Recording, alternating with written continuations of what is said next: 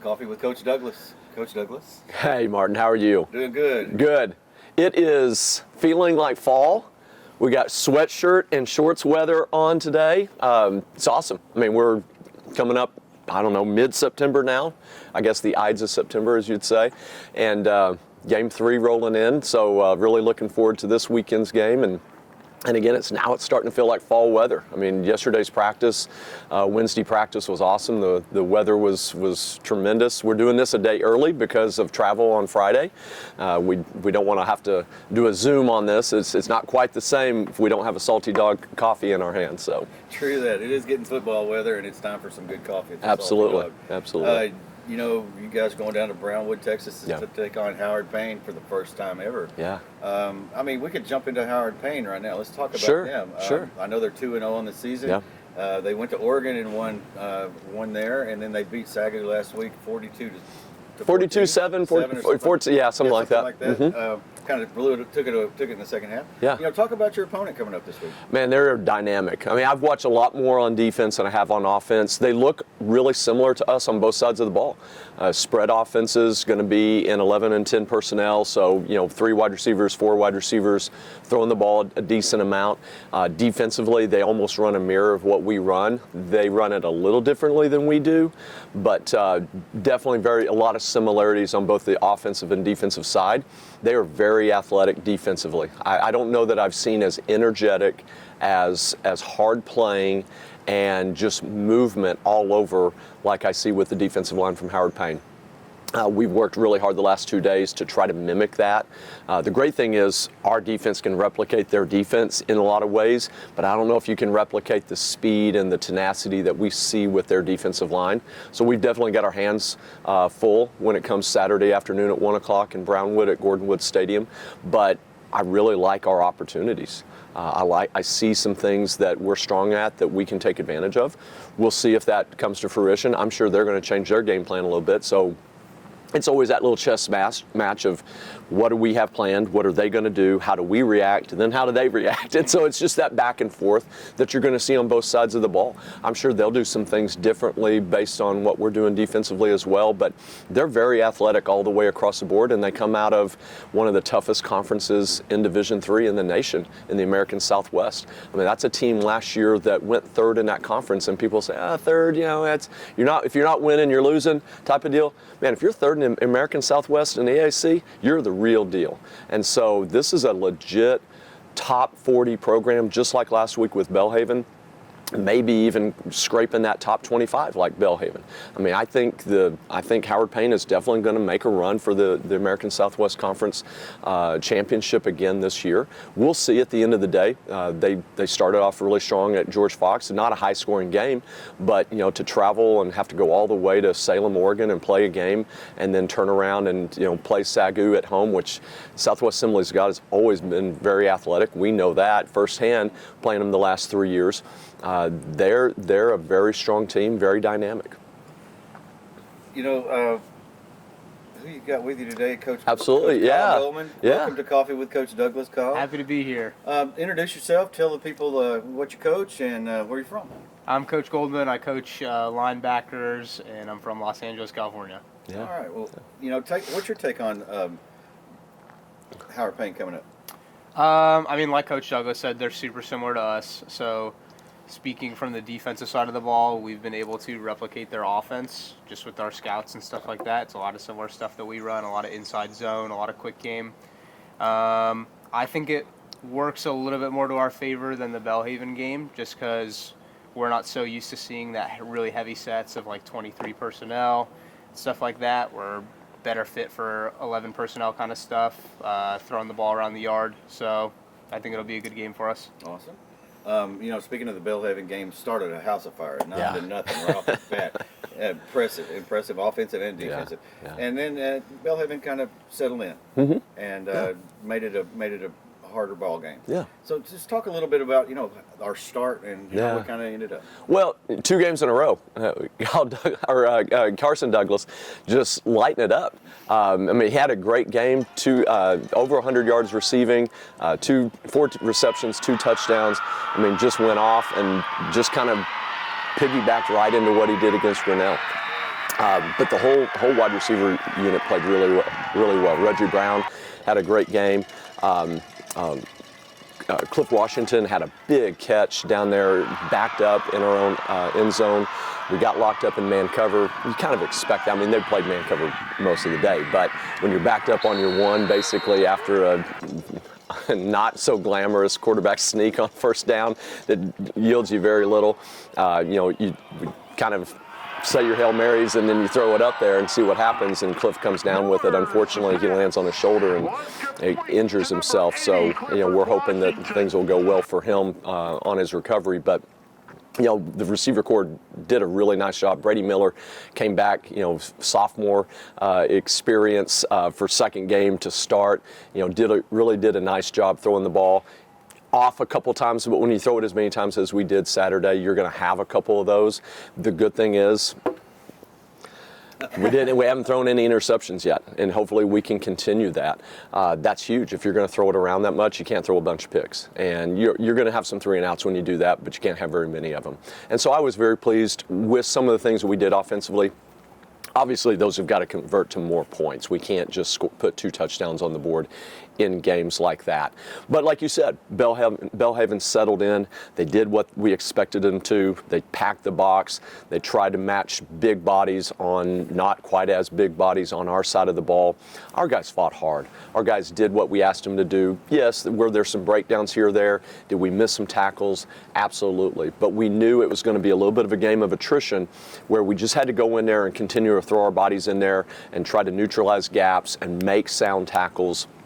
And when you have to do that as often as they had to do Saturday, because sometimes we do go 3 and out, or sometimes we have a failed drive, defense has got to go back out there. Over time, that has a tendency to wear down on you.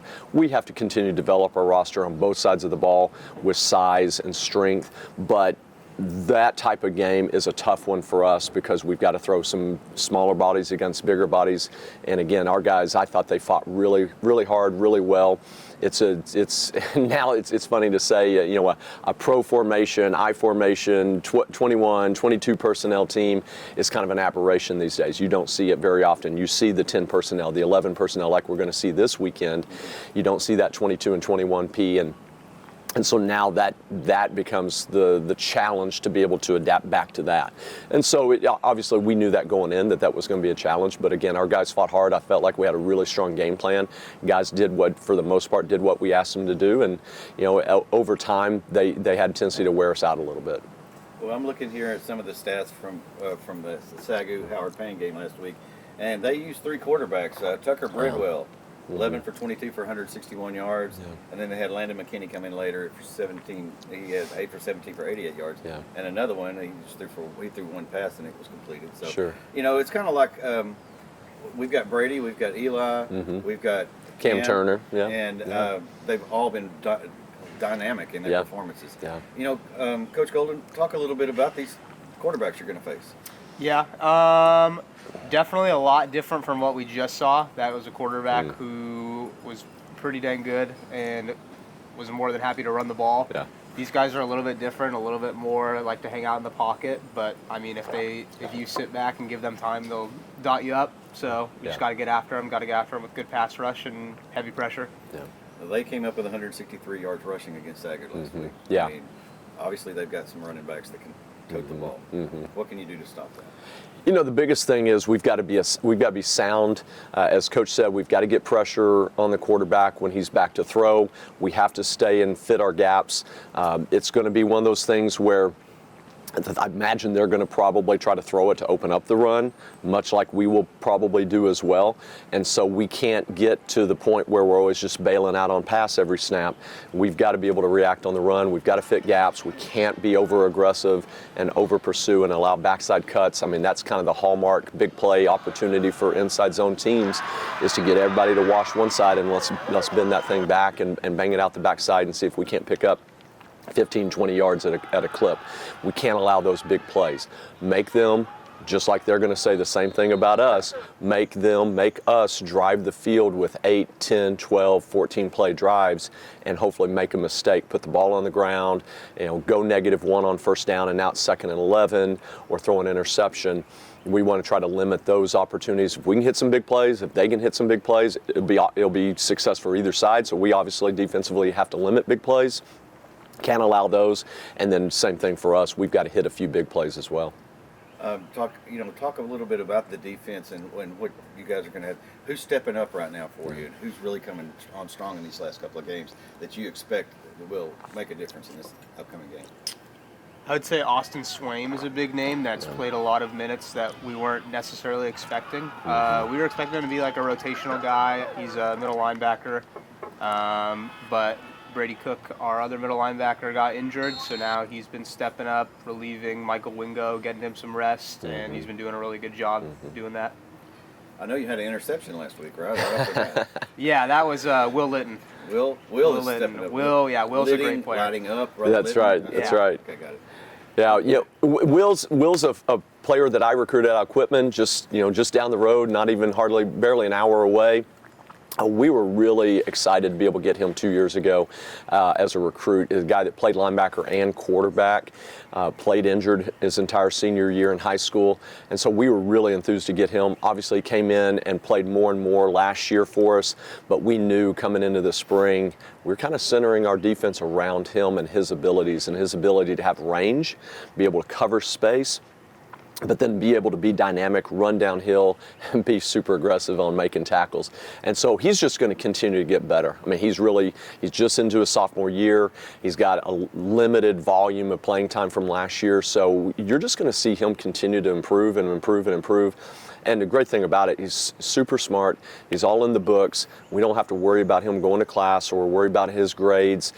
He's a guy that, he's just going to be, one of these days, he's going to be the guy that we put on the front cover of the poster or something like that, because he's the bell cow. He's the standard that I think we're looking for in this program. I know we have some good linebackers this year. We really do. Talk about coaching them up this year and what it's been like for you. Yeah, they've been awesome, especially last year I coached corners. So this year going into linebackers, they've been just awesome. It's a great room. Nate Sarver and Michael Wingo definitely stepped up. They helped me out a lot. They're awesome, especially taking the young guys under their wing. And even the young guys getting into the room, they're just eager, ready to learn, bring the energy. So it's been great. Yeah. Well, let me ask you this about coming to Lyon College and being a part of this football program. What does that mean to you? It means a lot, honestly. This is a very different program than what I was a part of when I was in school. And it's more of a family. They take you in, they adopt you, you are one of their own. And it wasn't very long to see that, and it wasn't very long to do that. So it was pretty cool. Well, I've already had people tell me that they're headed down to Texas to watch you guys play this weekend from up here. Good. We've got a lot of good fan base in Batesville this year especially. Coach, talk about, you got the guys inside, you got the line, the offense, defense, where the trenches are, that's where the game's won. Yeah. So talk about that. No doubt. We still have a very young offensive line. I mean, you've got Jake Four, and he's a guy that's been playing since that COVID year of spring of 21. Limited amount of games that he could play there, but played as a freshman, and then has started ever since. I mean, there's not a game he hasn't started. And so he's obviously the guy that we center that whole offensive line around. But I mean, the analogy for the offensive line, they always talk about it's 5 fingers on a hand, and the hand's got to come together and make a fist. I mean, it's really true. And when you've got a couple of young guys that are really just kind of getting that playing experience, they've been in the program for a year, but it's just a year, and they don't have that playing experience, there's still going to be some fits and starts. And then even at center, where we've got Stephen Hill, who's been with me all the way back to McMurray and then came to Lyon in the transfer in the fall of 20. He still doesn't have a ton of playing experience. I mean, he started playing a good bit last year, a little bit of spot play at tackle, a little bit of spot play at center. Now he's our starting center. And so he's still trying to get up to game speed. But we saw a lot of improvement out of him. We saw a lot of improvement out of Seabree, Clay Seabree at our left tackle position, which he's kind of playing a little bit out of position, but does a nice job for us at tackle. And then at right guard, Grayson Gibson, just up the road from Highland. I think I kind of spotlight him a couple weeks ago. I think he played probably his best game so far last week, made major improvement from week 1 to week 2. And then Zane Alls at right tackle, had his freshman struggles. He was a redshirt freshman, but had his freshman struggles off and on last year. And still learning and still growing, but making improvement day by day, and more of a leadership position, a leadership role, leadership voice from him as well. And so those 5 guys have done an awesome job. The great thing about it, we've got some young guys that they're very young. They're true freshmen. Some of those guys will travel this Saturday. Those guys have an opportunity to get on the field at times, and they'll get some game experience and they'll get better. And when we can get 8 to 9 to 10 guys that we would feel comfortable getting in 10, 15, 20 reps on the offensive line and have continuity, that's huge. That takes a lot of time. We're not there yet, nowhere near there yet. But when we can get that first 5 really in sync, and I think we're getting close now. I mean, we had a really good practice yesterday, improved and adjusted off of Tuesday's practice. Once we can get those 5, and then those younger guys continue to get more and more time and more repetitions in practice, we may be going to games with 8 or 10 offensive linemen that we feel comfortable could start if someone were to get hurt, or fill in when someone needs a breather. It's going to be huge up there. And then on the defensive line, I mean, just as advertised, Kedrick Wooten, Slayton Wheeler, Renee Dominique, Rylan Turks. I mean, Renee and Rylan are both sophomores, not a ton of experience, but Kedrick comes back, Slayton comes back with full years of experience. I mean, we are hanging everything we do defensively up front in that box with those 4 guys. I mean, our linebacker core is doing awesome. Austin Swaim, Nate Sarver, gosh, I got to tell the story. I mean, he was here in that spring of 21 when we're playing that COVID season, and just a wormy little kid playing linebacker behind all these other guys with tons of experience, and I didn't know if he could play for us. And now, like, he's the leader of our defense. Him and Lawson Stockton are leaders on our defensive side that we count on day in and day out, along with Wingo. Those 3 guys are just kind of the core of what we do defensively, and Nate is that bell cow linebacker that kind of makes everything go up front. And that's the power of development. That's the power of what we call the 1% rule around here, is getting a little bit better every day. And God bless Nate, because, I mean, he stuck with it and struggled academically for a couple semesters and bounced back and worked his tail off and been committed and showed up every day. And just, I think Woody Allen said 80% of success is showing up. And so if we can just get more guys like Nate Sarver, if we can get more guys like the Wingos and more guys like the Lawson Stocktons, who are they're not stellar athletes. They're just great dudes that play their tails off. We can get more and more guys like that, and we continue to develop and foster and grow our roster. Man, the sky's the limit for us. I mean, it's all out there for us. They definitely have set the bar high. Yeah. And like you said, strong ethic, work ethic. Yeah. They don't have anything against. Talk about Coach Golden a little bit about what you guys are going to have to do to be successful this week, and Coach Douglas, you can piggyback on that. Sure. Right? Yep. This week, I think it's all about gap responsibility, especially for defense. They run a lot of inside zone, and like Coach Douglas said, cut back is where they kill you. So we just got to be gap responsible, and I think we'll take care of business. But yeah, no doubt. Defensively, like I said, assignment sound, not chasing things. I call it chasing ghost. Don't chase ghost. Read your keys, put your eyes where they're supposed to be, fit your gap. Be strong, hold it, keep your pad level down. I think we'll be fine. Offensively, like I said earlier, we're going to have to maintain possession. We cannot turn it over. We can't go backwards, but we got to make some big plays. And sometimes that big play, as I tell guys, big play is going to hit you in the face. You don't know it. For instance, I mean, the very first touchdown to K-Doug, to Carson Douglas last weekend, it was a 4 verts play, and it was a twist. It was actually the exact same play we called in the Grinnell game, that he hit him right in the hands and he dropped it. This time it hit him in the hands and he scooted for another, 63-yard touchdown or something like that. We have to hit some of those plays that, okay, maybe it's going to be a 16, 20-yard gain that turns into a 60-yard gain. Or we're just going to throw a hitch out there, and Xavier Long's going to make somebody miss and go for 20, 25, 30, 50, or that's going to be Reggie Brown, or it's going to be Chris Burris. Chris Burris has got a great opportunity this week to get a lot of play because of Cliff Washington's injury. He's going to have a big opportunity to be able to step up and make a little bit of noise. He's a young guy that has really grown in our program, a guy that works hard and really wants to do well. He's always seeking advice. He's always seeking for answers, and sometimes it gets annoying sometimes, but hey, that's why you're a coach. You're here to help them get better, and I would rather have 1 million of those guys than the guys that don't care. And so, Chris Burse has a great opportunity this weekend, and hopefully he'll show up and show out. What's the plan now going down there? How far is it? Yeah, so we're probably about 9 hours. It's probably going to be about a 10.5 to 11 hour total trip, because we'll stop in between in Irving, Texas to do a walkthrough practice. So we'll leave out 6 a.m. sharp. I told them yesterday, on the bus, not on the bus, we're pulling out at 6. So you better be on that bus. But yeah, we're loading up at 6. We'll get a couple breakfast sandwiches from the cafeteria here and take breakfast on the go. And we'll drive about 6.5 hours down to Irving, Texas, get a little walkthrough around noon, and then hit the road again. And it's about almost 3 hours, 2 hours, 45 minutes down to Brownwood. Brownwood's not a big town, so we like to stay in a hotel where everybody can stay in one spot and we can self-service and eat there on site instead of having to reload a bus and go somewhere else to eat. But sometimes you don't get those luxuries, and so we will have to split the team in half, which is the first time I've ever done this. Defense will be in one hotel across the street from the offense in the other hotel.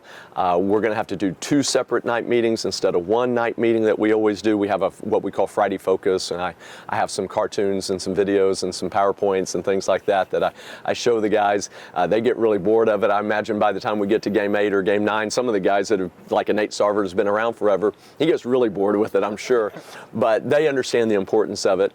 So this will be the first time ever. I don't know that I'll get over and be able to do the meeting with the defense, or we're going to have to split times or something like that. But it'll be fine. I'm not a bit worried about that.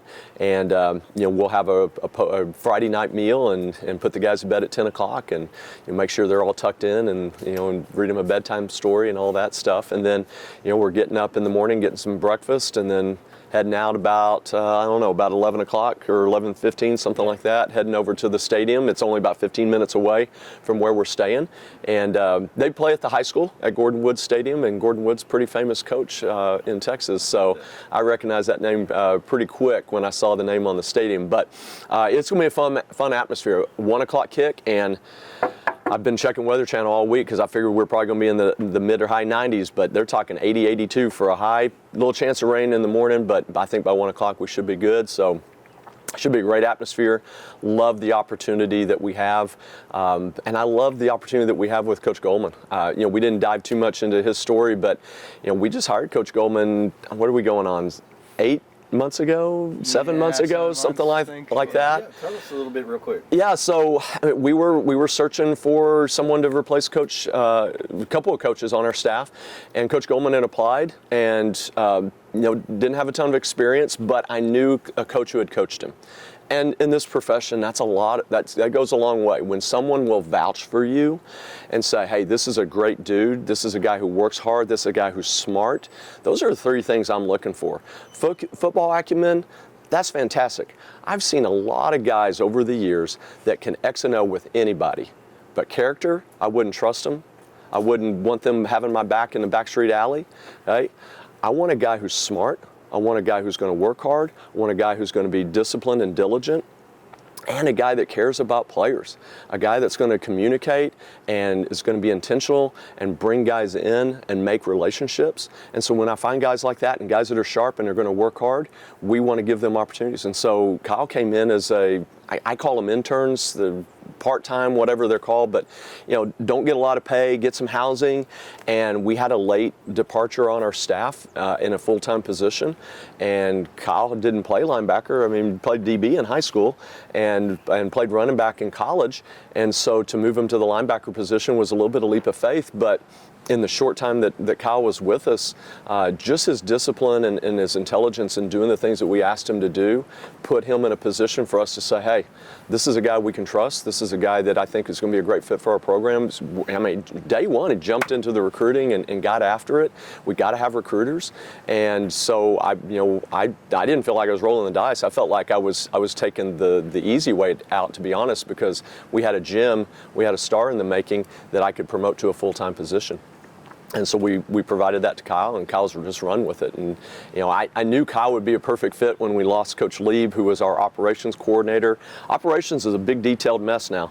A lot of stuff with budgeting, a lot of stuff with travel. It's a lot of headaches. You're dealing with hotels, you're dealing with restaurants, you're dealing with bus companies, you're dealing with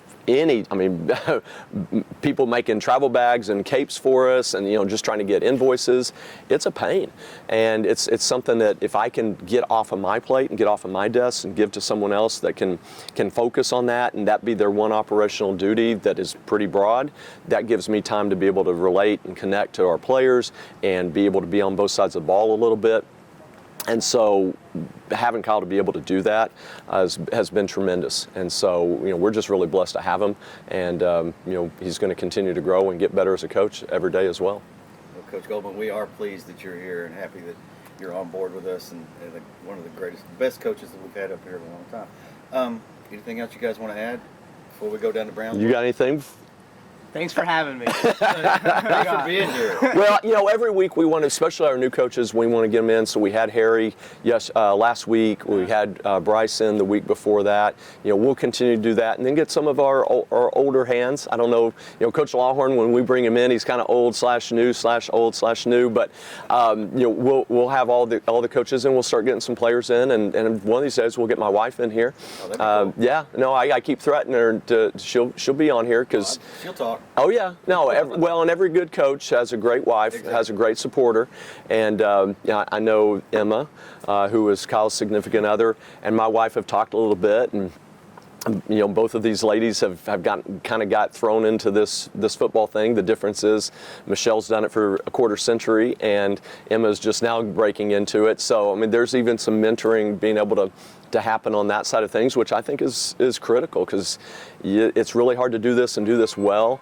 without a lot of support behind the scenes that people don't see when you go home at night and you don't get in till 8 or 9 o'clock, and the wife or the significant other is waiting for you. So it's really important to have that support, and so hopefully we'll talk Michelle into it. Maybe it's week 11 before the Centenary game, but we'll get her on one of these days.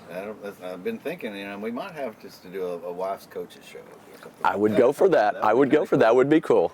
1 o'clock, Brownwood, Texas. 1 o'clock. Howard Payne. That's right. Good luck to you guys. Thank you. We're all going to be watching. The guys that are going to be down there are going to be cheering you on, I promise. Yep. Coach And we'll be live streamed. They'll be streaming the game 1 o'clock Central.